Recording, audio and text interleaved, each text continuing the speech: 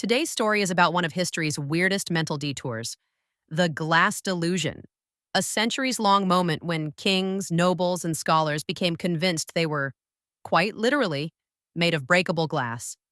Yep, glass. As in, please don't sit too close or my butt might shatter. The most famous case?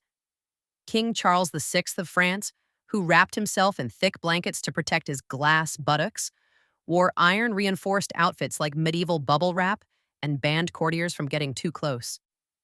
Imagine ruling a kingdom while also insisting you're basically a life-sized wine glass. And he wasn't alone.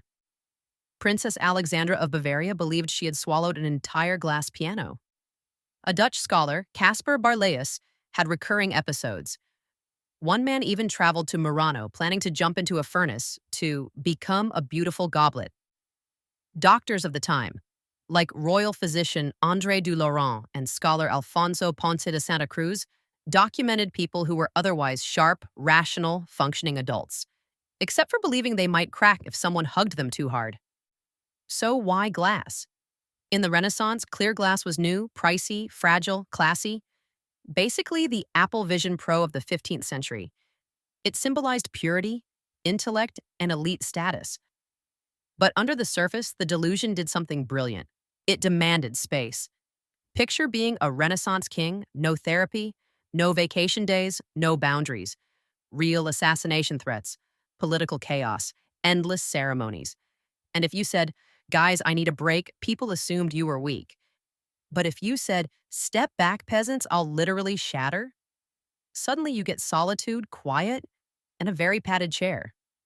It was a socially acceptable meltdown. And the wild part? Their lifestyles practically engineered breakdowns, chronic insomnia from late-night councils, diets made of meat, sugar, spices, and wine. Vitamin deficiencies we now know can trigger confusion or delusions. Sedentary days in drafty castles, constant stress, violent paranoia, some of it justified.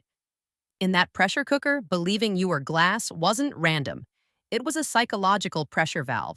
Soon, I'm made of glass became the Renaissance version of, sorry, I'm totally burnt out. But the glass delusion reveals something timeless. When life gives you nonstop stress with no off-ramp, the mind invents one.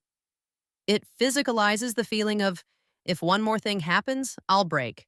Pretty wild echo of modern burnout, right?